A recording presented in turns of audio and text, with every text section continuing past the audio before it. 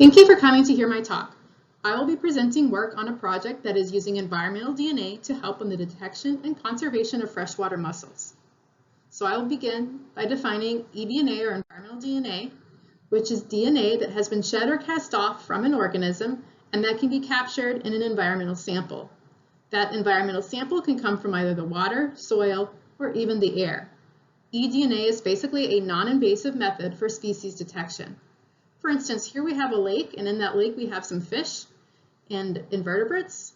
We can take a water sample, and in that water sample we collect the DNA from those organisms. We may also collect the individual organism itself if it's a small crustacean like this guy, or perhaps the egg stage or larval stage of other organisms. We can then take that water sample back to the lab where we extract the DNA, amplify it, and then sequence it to identify what species that DNA came from. eDNA is being used and researched in 4 main topics. Here on this slide, I'm showing 3 of those.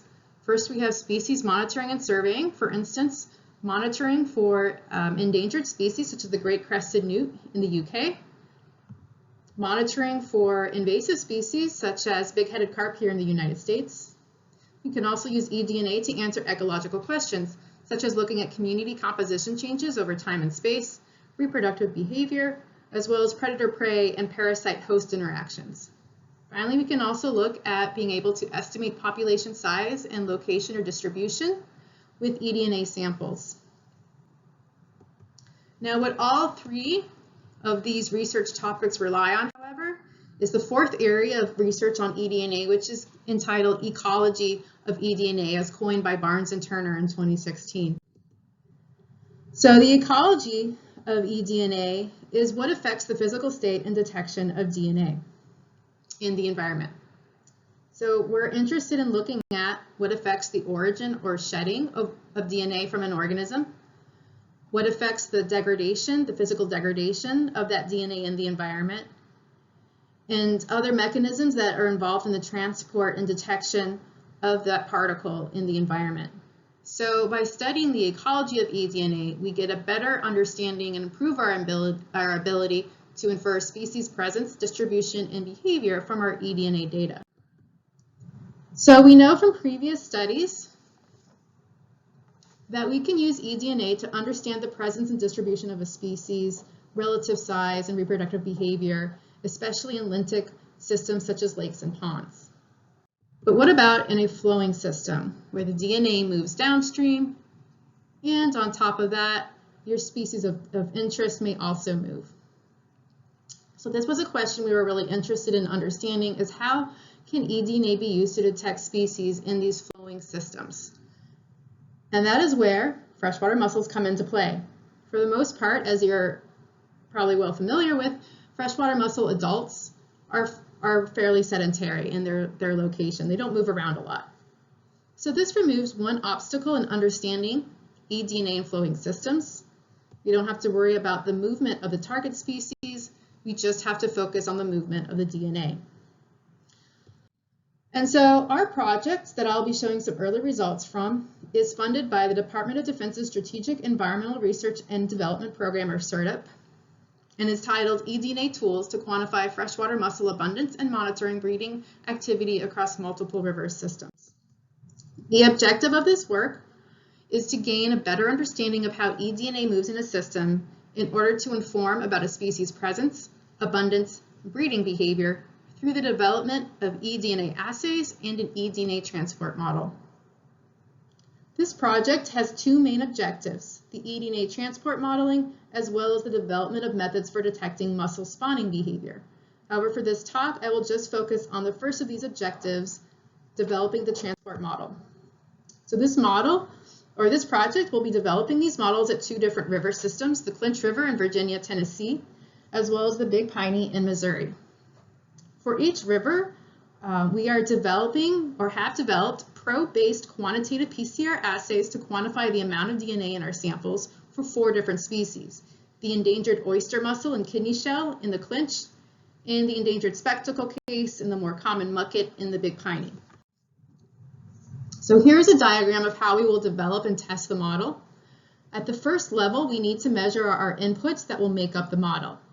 These are our biological inputs, specifically those that relate to the eDNA. So for instance, shedding rates, decay rates, how that eDNA is retained in the environment. The environmental inputs such as pH, temperature, substrate matter, seasonal activity of an organism. And we're aware that some of these will affect our biological inputs. And then finally, our hydrodynamic inputs. The hydraulic, hydrologic, and geomorphic variables that describe the physical movement of particles in a flowing system. So once we have these inputs, we will put them into a transport model. And finally, we will assess our eDNA transport model by comparing those results and predictions from the model with actual field sampling at our sites. So we are sampling at the 2 rivers at 3 different mussel beds, well-characterized mussel beds in each of the rivers at several distances upstream and downstream of each mussel bed. And we'll be collecting these samples throughout the year. So for today, I'm just going to focus on the inputs for the model. And so I'm going to start off with looking at our biological inputs. So we're going to be doing shedding rate studies, looking at the effects of biomass, feeding, and temperature on eDNA shedding rates. Each of these in separate experiments.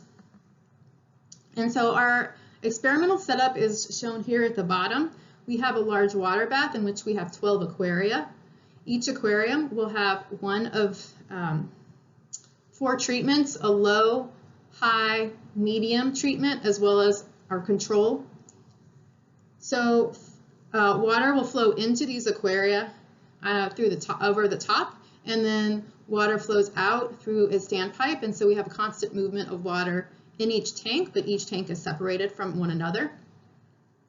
So for instance, with the biomass, our low, medium, high treatments will be, again, a low biomass, medium biomass, high biomass, and a control will not contain any mussels in the tank whatsoever. So we've done these studies for the mucket, and so I'm showing that data here. So we wanted to look again at low, medium, high treatments. And what we'll show, what you see here in these box plots is that our low treatment was significantly different from our medium and high. However, we did not see a difference between our medium or high treatment in the amount shed. Nevertheless, we can run a regression with our shedding rates against total biomass, and we do get a significant linear relationship. And from that, we can calculate our overall shedding rate, shown at the bottom here as 5.9 copies of DNA shed per hour per gram mussel. And that will be the information that we put into these models. Now, we also ran a second biomass experiment with fat mucket, which was a species that we had in the lab. And again, we found something similar where our low treatment was significant, but the other 2 were not.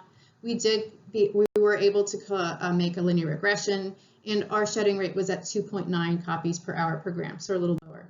We also looked at feeding, so we hypothesized that if we increased the amount of food, we would increase activity and possibly increase the amount of shed DNA. However, we did not observe that in this experiment.